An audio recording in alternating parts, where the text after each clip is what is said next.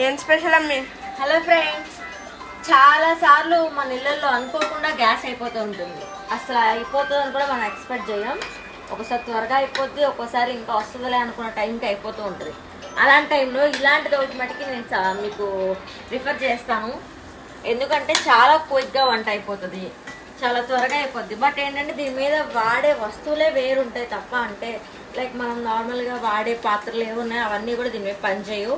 దీనికి సపరేట్గా ఉంటాయి, దీనికి యూజ్ చేసుకోవచ్చు, స్టవ్ మీద యూజ్ చేసుకోవచ్చు అవి.